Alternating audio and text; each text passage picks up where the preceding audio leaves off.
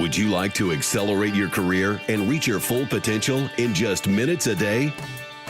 Welcome to the LEADx Show with New York Times best-selling author and Inc. 500 entrepreneur, Kevin Kruse.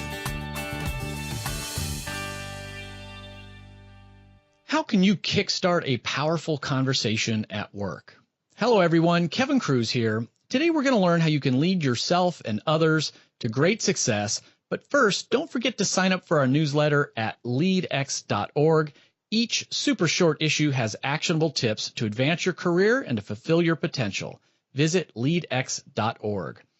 Our guest today is an entrepreneur, author, speaker, and consultant. He's been named as a top 50 leadership expert and top 100 leadership speaker by Inc. And he's the man behind one of the most popular leadership blogs on the planet, one of my favorites, leadershipfreak.com. Our guest is Dan Rockwell. Welcome, Dan. Welcome, Kevin. Thanks so much for having me. It's great to be with you. Oh, thanks for joining us. Now, we're going to talk about some of your posts on Leadership Freak in just a minute, but I want to start by asking you a question that our listeners are always curious about. When was a time early in your career when you failed, and what did you learn from it? You know, the idea of failure, I think my biggest failure, and it's not just once, it's many that are all related to the same thing, have to do with knowing too much and not listening enough. I wish that when I was younger, I would have listened more and let other people be right. I just felt like I knew too much, you know, and it's taken me almost a lifetime to get to the place of saying, you know what, I do know things, but others know things too. And lots of times there's two ways to do the same thing, so they can be right too. Yeah, isn't it amazing? As every year goes on, I think I know less and less. I hear you. So your website, leadershipfreak.com, and on Facebook, the Leadership Coffee Shop, wildly popular. And you recently shared your top 3 most popular blog posts of 2016. And the first is how any leader can kickstart and land a powerful conversation. So what was that one about? What were some of the tips or advice from that post? Well, you know, the passion here, Kevin, is that the higher you go in an organization, the more you talk and the less you do. And I don't mean that in a pejorative way, but you know what I'm saying. You're not on the front line making a product or delivering services to a customer. You're actually working with people who are doing that. And so you end up talking a lot. It got me thinking about how do you have powerful conversations. And it concerns me because I think we can just focus in on the pressing need. And so I like to encourage leaders to make sure that they are paying attention to, being intentional about the conversations that they're having. And one of the best ways to do that is to start a conversation off and ask the person you're talking with, what would make our conversation successful today? Setting that expectation up front. Absolutely. Absolutely. And then, you know, kind of paying attention to people. I love to ask people about what's giving them energy. Here's something I find, Kevin. Sometimes leaders are a little uncomfortable. They're not sure of the right question to ask. And when you're not sure of the right question to ask, just say to someone, what's on your mind? And listen to that. I'm actually writing notes as we speak, Dan, because I think leadership is an ongoing journey, of course, and I'm a type A personality. I'm a bit of an introvert, so I tend to be a driver. Here's facts, figures, here's the answer, and I'm jotting down, do more asking of questions. And even if it's, hey, what do you want out of this conversation? What's on your mind these days? These open-ended questions can reveal a lot. Absolutely. And questions about the person and the process, not just solving a problem, like the question about what's giving you energy today, or where are you wasting energy today, or where would you like to focus more fully? Those kind of questions help people think in bigger terms. Now, this isn't directly related to kickstarting conversations, but it's something I'm always curious about. I mean, what are your recommendations if I'm a manager and I have, say 10 direct reports? How often should I be doing one-on-ones to be checking in on them? Perhaps the answer to that relates to how long those one-on-ones are. If you can have several short one-on-ones, I think that's better than one long one-on-one. So you might consider twice a month for 15 minutes or twice a month for 20 minutes, depending again on the nature of the business. I would prefer that to 1 hour conversation once a month, because you get a sense of continuity and accountability if you do it a little more frequently. So I would go for brevity and greater frequency if possible. Brevity and greater frequency. Now, the second most popular article that you had was 10 questions to ask when choosing leaders. And we don't have to go through all 10, but what are some of those questions? Well, one of them really relates to where you find these leaders, and I think we overvalue extroverts and undervalue introverts when it comes to leaders, and so it can be easy to overlook an introvert, and so look for the quieter people in your organization. You might consider looking on the fringes of your organization to see who's been there for a while and who's been serving faithfully, but they're not really flashy.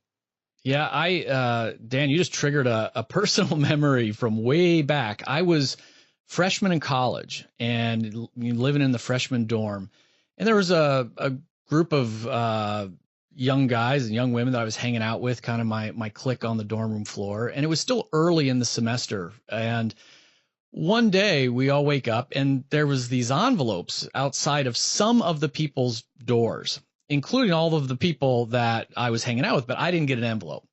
And everyone's curious, what are these envelopes? And it turns out that the envelopes contained a special invitation to a leadership development event. And what had happened was the resident assistant on the floor sort of watched what was going on. You looked at the students on the floor for the first, 4 weeks of school, and decided who should be invited to this leadership event. And I was not chosen. And I can remember that really, I was surprised, and it sort of hurt my feelings, of course. It was an ego blow that, wow, all my friends got picked to go to this leadership thing. She didn't think I was worthy to go to the leadership thing. And as silly as that sounds, Dan, that really did start my journey thinking about leadership and who's a leader and who's not. And probably as an 18-year-old young man, I was probably more bitter about it back then. I'll show them who's a leader. But to this day, I do remember that story. And just as you said, I mean, sometimes just because someone's a little quieter, just because they're not always the one interrupting others or shouting the loudest, doesn't mean they don't have decent leadership skills or leadership potential. Absolutely. And I love working with introverted leaders. I mean, there's every leader has certain issues that they're trying to deal with. And sometimes with the introverted leader, it's learning to balance the tension between the need for quiet, private time to process and then the public time. But they're such, the introverted leader, to me, I just admire this so much. Maybe because I've always tried to be extroverted and, earlier on, try to be flashy, and all of those kind of things. And I just have come to respect that quiet, steady leadership that can come from an introverted style. And your third most popular post was 10 ways to be a leader people choose to follow. Tell me about that one. Well, yeah, I think we want to have influence, right? I think we want to make impact in our organizations. And so the idea behind this is, what kind of person do you want to be to have people who will follow you? And I just have to tell you, the people that I want to follow are the people who think I have something to offer. They respect me. They see something in me. And sometimes and I bet you know what this is like, Kevin, you go somewhere and you give a presentation and people get something out of it and they come up to you afterwards and they say good things. And honestly, those things, the things that people say to us, those positive things, they almost help us believe that, hey, we could really do this. Right. And that when people make us feel that way, we're anxious or interested in following them too. So seeing good in others, seeing strength in others. Sometimes leaders are a little too negative, a little too trying to fix every little problem. But if you can see some strength, see some good in others, and help them believe in themselves, boy, they'll be anxious to follow you.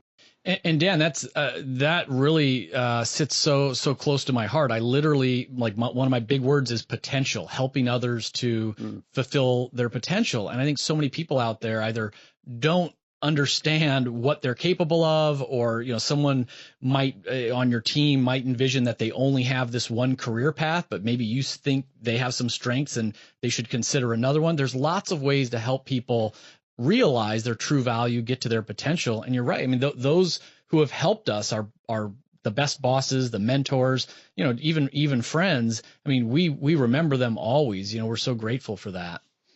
Absolutely. The idea that someone has our best interest at heart, that someone is interested in how we can succeed, draws us to them. Now, Dan, before we wrap up, I always like to challenge our listeners to become 1% better every single day. And so what is one specific thing maybe that you could challenge them to do today, right after this show?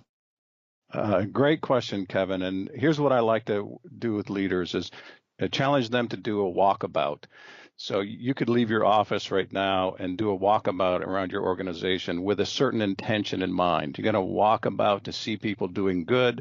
You're going to walk about to ask a question. You're going to walk about to invite someone to give you feedback. What could I do better to serve you?